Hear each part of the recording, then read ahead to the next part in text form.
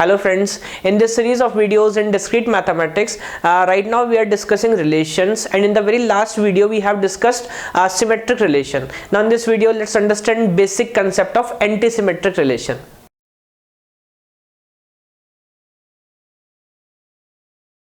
Okay friends, now let's understand antisymmetric relation. You see, as name suggests, it is antisymmetric, so it is more or less against of symmetry. But you see, there are two relations which are against symmetry. One is antisymmetry, one is asymmetric. Antisymmetry is in against but in liberal nature. Now let me explain what it actually means. First let's read out the definition. It says what?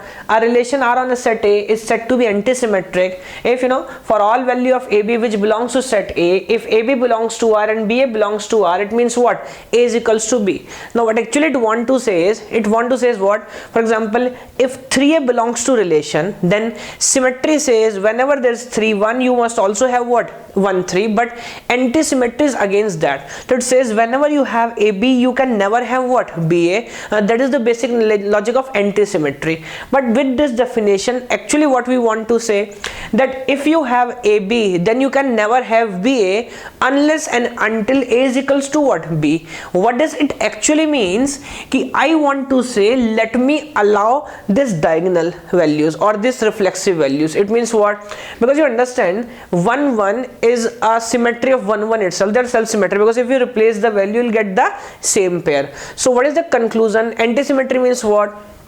If you have 2 1, then you can never have what? 1 2. But what is allowed, what is permissible? This diagonal pair is permissible. And this definition actually explains both things, because it says what?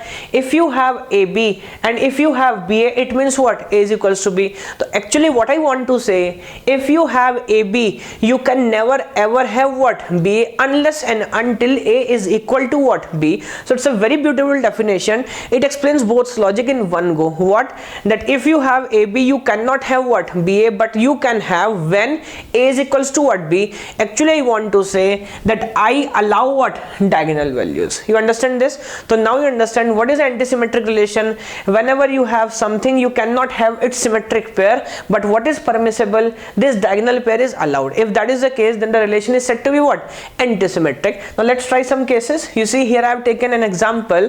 There is a set A which contains 3 values 1 2 3. Now you understand, first one is what? Phi. Now as you know, phi is a valid relation because phi is a possible subset of a Cartesian product. Now you understand, is phi a antisymmetric relation? Now you see, it is very important critical point. Actually answer is yes. Why? Because in antisymmetry, I don't say I want something, I say what? If AB belongs, then that must happen.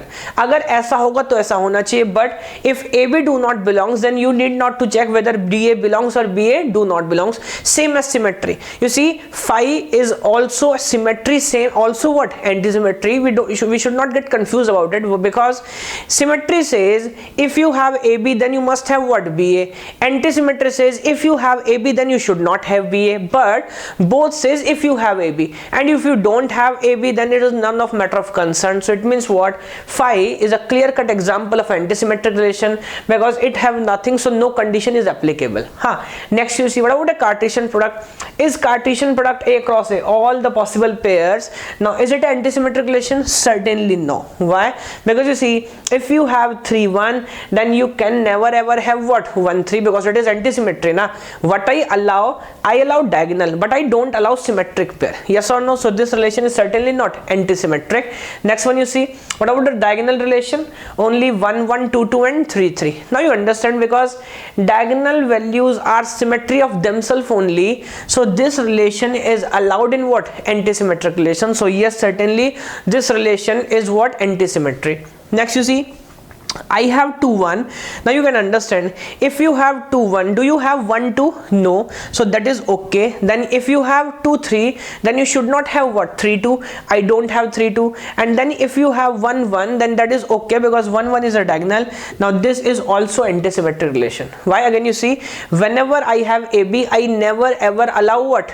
BA. Last one, second last you see, you have 2 3, then you have what? 3 2. Now that is a problem, because 2 3 is a pair, and with that you have what? 3 2. Now this is symmetry, and I never ever allow symmetry, not even for one pair, because you see, 2 3, 2 2 and 3 3, that is okay, but for 2 3 if you have 3 2, now that is not allowed, hence this relation is what, not antisymmetry. Last one, you see 1 1 is allowed, 2 2 is allowed, now 3 2, 2 3 is allowed but you don't have 3 2, and then 1 3 is allowed, you don't have 3 1. Certainly this is also what, antisymmetric relation. So now you understand this thing.